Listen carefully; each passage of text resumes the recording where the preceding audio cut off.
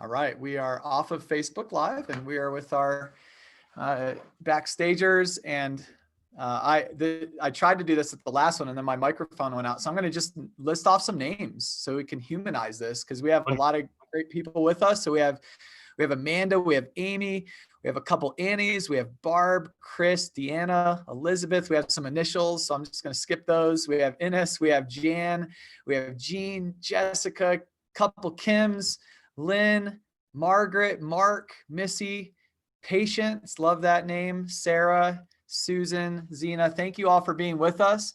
We are paying attention to you guys, and we're inviting you to send in your questions. So Steve and Lisa, I'm going to verbalize the questions for the sake of the people watching the recording here, and just going to pull up that document while the team is sourcing the questions for us, and we'll go from there. So what is a way that I can be more intentional as a parent in the ways of anxiety? I think maybe we'll both answer this, but I think what's most surprising to parents is if you work first on your own anxiety. So if you ever, back in the days when we used to take a flight and the flight attendant would always say, in the unlikely event that the oxygen mask, they always say, first put the mask on your own face. Mm-hmm. And one of the most powerful tools that we have practiced and we both teach is if you first work primarily on yourself, it will actually de-escalate your child's anxiety, because parenting anxiety or clinically chronic anxiety is contagious between people. You're catching your child's anxiety and they're catching yours. Wow. So if you can notice when you're anxious and work on yourself, it will also help your child. Yeah, sometimes when I'm working with kids, we actually throw the anxiety ball back and forth, right? Because it's true. If a kid is throwing it out, the anxiety, sometimes the parent will catch it, and it can be the same in the reverse, right? And so what does it look like to catch it but then be able to control it? And one of the things that we can do, even for younger kids that are on here, is if a parent can, in the moment of when their child is going off, just sit down and do the opposite. Start taking some deep breaths, and anything they can do to calm. Oftentimes, the child will borrow the parent's internal regulator, and then that becomes contagious as well. Yeah. Oh man, the idea of regulating.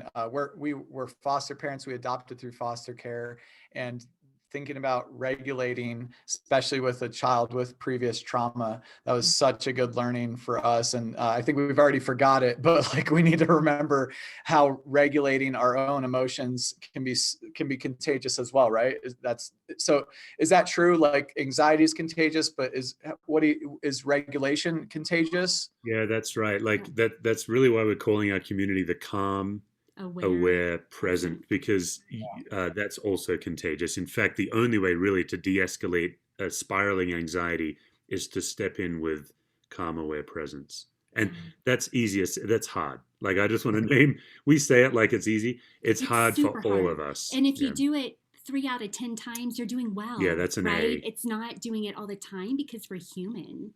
But the reality is that anxiety gets in the way of us being able to connect with whomever is right in front of us. Right. And so if we can calm ourselves to the point where we're able to connect, then that can become contagious and easy for the child to grab onto.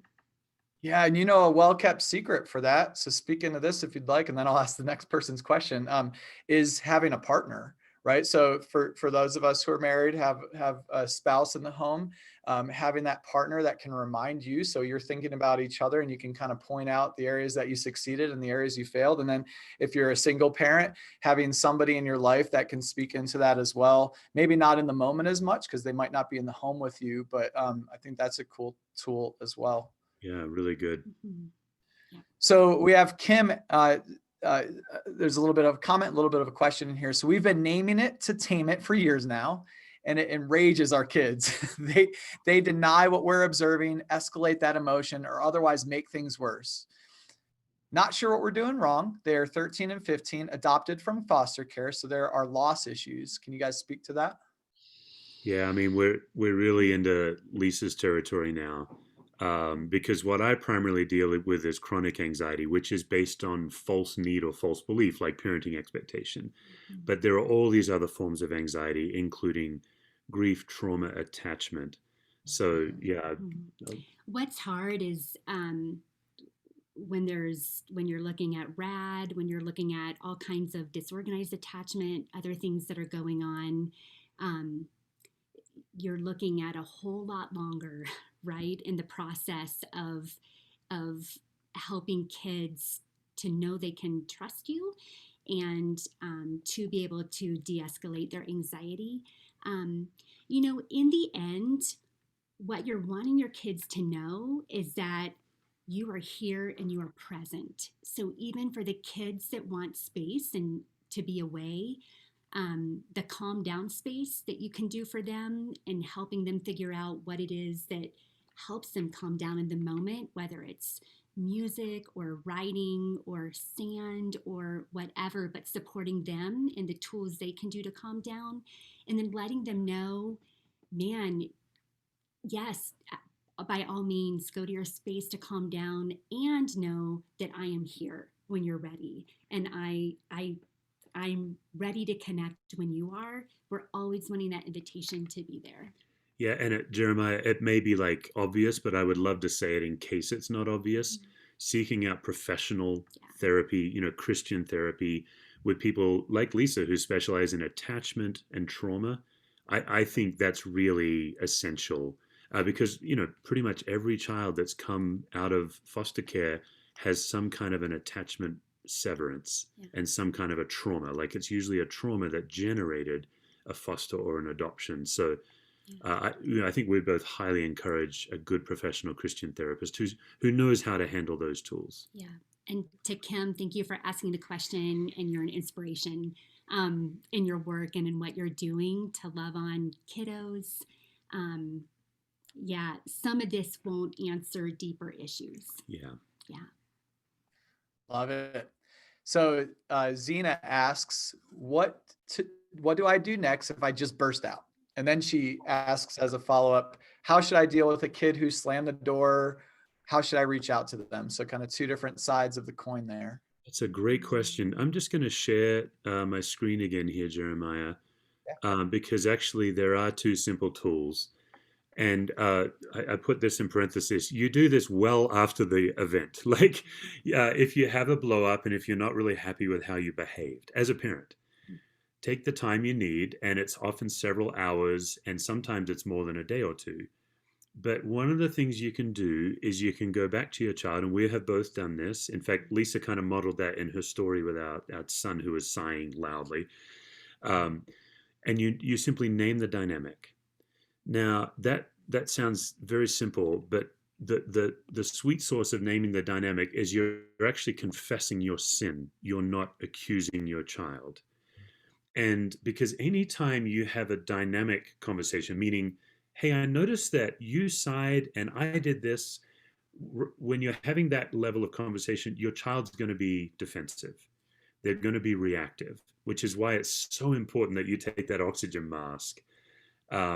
So that when they're defensive, you can be calm and you can push through. But when you're saying to your child, I would like to revisit what happened between us, and I want to tell you what I did that I think was completely inappropriate.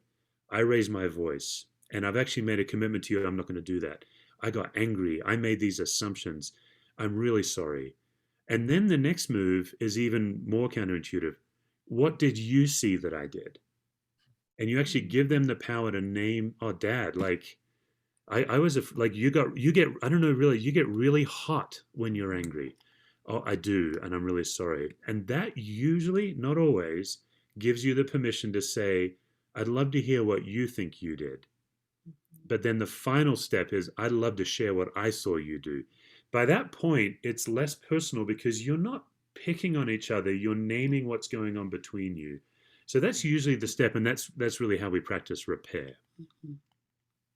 Awesome. Kim, who asked a question ago, she says, co-regulation, yes. False need, yes. Their need for dopamine from screens is so strong. How can we convince them that's not the answer? the dopamine from screens. Yep. Oh, wait. And then I'm seeing that they have a good TBRI therapist. Yay for TBRI therapists. I'm not one, but I talk to some and I love that. So love Awesome. that. Yeah, I think honestly, part of that, the life-giving list that we're going to share can be a piece of this dopamine place thing to replace screens. I think it is finding things that we do enjoy together outside of screens. And here I'll tell you, sometimes it helps to do the screens with your child and play with your child so that you're entering their world, and then invite them to enter yours or a different activity that they also enjoy. And Yep. sometimes that goes farther than just asking them to stop screens. I think kids don't think we understand why they do screens, but if we enter in, then we Yeah. can hit it at a different level. Yeah, and we actually talked about that phenomenon of dopamine with John Sunt a couple sessions ago regarding drug and alcohol addiction, and just naming it. Sometimes naming the dopamine response and learning about that as a family can be a really helpful way. So it sounds like that's what you're saying as well, in terms of understanding the screen dynamic can actually be a tool for helping in that area. Is that what you're saying, Lisa? Yes. Awesome. Very cool. Very cool. So we have Deanna asking, and the questions are flowing in. This is great. So you guys feel free to share your extra resources whenever that makes sense for you. And I'll just keep throwing the questions out until you do that. So Deanna says, so common for my daughter who will escalate quickly at high stress moments for her to say, you don't know what I'm feeling and I can't explain it. She often wants me to leave her to deal on her own. What is wiser to help them work through it as you're describing, or to walk away? So should we help them work through it in the moment and kind of force them to do that in the moment, or to walk away and wait? Yeah, I'll just clarify in case this question's coming off my 4-step process. We most frequently recommend let them walk away. You walk away. Sometimes you'll wait 2 days to bring up and say, could we revisit this thing from a couple of days ago? Sometimes you don't think you can do that. But that 4-step process specifically, you're definitely wanting to give them space. You're not generally wanting to chase them. Yeah. And for the sake of the people watching the recordings, let me read out that 4-step process. So here is what I did. Name your poor behavior and seek forgiveness. Ask what they saw that I did. Ask them what they think they did, and then share what you saw that they did. So obviously, Steve, you can speak into that further, but just for the sake of the recording audience, wanted them to see those as well. No, that's great. Where we've found it really powerful is in these recurring habits. So like we've got 3 kids, and one of the traditions that Lisa's family did that we adopted was what's called a sneak out. When the kids are young, one of the parents whispers to one of the kids, we're going to have a sneak out, just you and me, and you go do something fun for an hour or half a day. And of course, the joke is they really don't believe that mum knows we're out, you know. And so when our kids were young, we'd both take turns doing these sneak outs, and we have one of our kids. He was just born happy, and he's a raging optimist. He always believes something magnificent's about to happen. Like if I take him on a sneak out, he literally believes I'm about to buy him a Ferrari. It's so what ends up happening is every time I take him on a sneak out, he's expecting that we're going to the airport and we're going to Disney, and I maybe take him for a Happy Meal. And he then gets talk about expectations. He gets really disappointed, and then I get really hurt, and I feel like I've got an ungrateful child. That would be an example of naming the dynamic. The next sneak out, I know this is going to happen. When it happens, I'm angry, but I shouldn't be surprised, right? So that's just an example of what's a recurring dynamic. This 4-step process, what you can do is you can say, I'd like to revisit this dynamic we've gotten into. Both of us have. But when I'm saying, I feel like I'm always letting you down on a sneak out, but I'm also feeling like you're ungrateful, and that's not on you. I don't think you are ungrateful. I'm just sharing my fault. But where it gets really powerful is when you're actually noticing these recurring patterns and you're asking your child to partner with you against the pattern rather than seeing each other as the problem. So you've externalized the problem into a recurring pattern. You've now teamed up. Hey, could we please together figure this out? And It that's keeps it from being personal. yeah, it's the people kids don't feel attacked, and they will still be defensive. Because people just aren't in the habit of having this level of conversation. But if you can be calm, you can push through their defense, Mhm. and then really make some amazing breakthroughs. We we use oftentimes the metaphor of rowing a boat together, right? So if you can imagine your whole family in a boat rowing together, and you see the waves that are coming, right? And you're trying to row together through the waves. Sometimes what happens with kids is we feel like the kid is the wave that we're trying to row through, right? And what we're wanting to do is to invite the kid in to row with us With us. through Yeah. that wave. Yeah. So if it is this dynamic, that's the wave. Yeah. But we're still on the same team trying to row through it. That's good. And just a reminder to our first expert session we did, John Gordon talked about how anxious thoughts and those types of things are not usually from us. There's a lot of times from an external source. And so whether that's an experience or an actual spiritual source, like that's important to remember as well in all of this. Yeah, absolutely. So we have Grandma Missy saying, I feel anxious as a grandparent raising a grandchild. I want to guide her, but I don't really understand this generation sometimes. I know she feels my anxiety. She is 14 going on 30. She talks to me, but how do we share without my feeling out of touch with her with that generational disconnect? Yeah. I think it's the gap, right? It's the gap between what you know, what's her name? Grandma Miss. Missy, I Grandma believe. Missy. It's Yep. the gap between what Grandma Missy knows and what she feels like the teen knows and experiences. And I wonder what it would be like to ask to be a part of her grandchild's Snapchat or her grandchild's Instagram, or just to learn what it's like and what's on there. What would it be like to take all the pictures together, right? And to have some fun with it so Do a that TikTok dance together. TikTok Ah, dance, yes. yeah, but just so that you can begin to bridge the world and make that gap smaller. I'd also say, Missy, I think that there's a lot of good news for you. You actually don't have to understand to be in her world. Yeah. So, like our kids, I don't get TikTok. I must be old now. I just, but they love it and they want to show us the videos, and I don't really get it, but I'm still in their world. And I think I would also say, it's always hard in these Q&As because we don't know the context you're in. But if like, what is going to unlock her to share verbally? I know with my kids, it's a road trip. Mhm. So, like, if I can get them in the car with me for 2 hours, they're just chatty Cathy. So, what is it with your grandchild that would unlock? Is it a board game? Is it watching a movie together and then talking about it? Is it getting in a car? And then you just schedule some of those. It depends. Like, it depends on how she sees you, if she sees you as a gift or like in the way. Mhm. But those would be some tools as well. But I would free myself from trying to understand and just Mhm. really focus on just connecting. Yeah.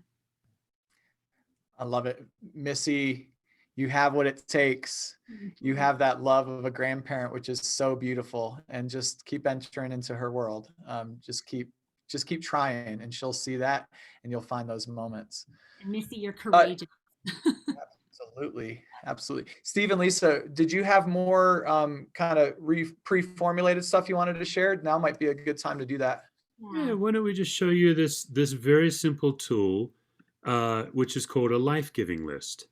And it's so simple, it's almost embarrassing. And for those who do end up winning the journal, it's actually one of the things in the journal. But what we found is sometimes with anxiety, you have to notice it in the moment. But one of the ways to de-escalate anxiety is to be proactive. It's almost like putting emotional well-being in your bank. So when you're spending it down with your anxiety, you're not bankrupt. And so we've just created this thing called the Life Giving List. I've got a free download of it on my website. And all it is the people places, and activities that either make you feel like a kid in God's kingdom, where you feel the love of God or you feel connected to God, or they just make you lose track of time. And so when we think of hobbies, so I'll give you an example on my life-giving list. I have about 80, I haven't checked lately, I think it's 86 different things. What anxiety does is it actually has a gospel. It actually has a message, and it's always bad news, and it's always doom, and it makes you believe a lie that things will never be better. But God, Jesus says that God loves to give good gifts to his children. And so, for example, one of the things on my life-giving list is holding Lisa's hand. Just, it's literally written out, holding her hand. So when we're on the couch and I'm holding her hand, I'm literally just pausing in 10, 20 seconds and saying, thank you, God, for this woman in my life. Thank you for the gift of physical touch. Like, no one else gets to hold a hand like that. It's a gift that God gave me. And then it gets kind of fun. Like, I have milk chocolate. Hazelnut Lindt chocolate is on my life-giving list. God gave us the gift of enjoying food. God gave us the gift of being moved by music, by being in the mountains or at the beach.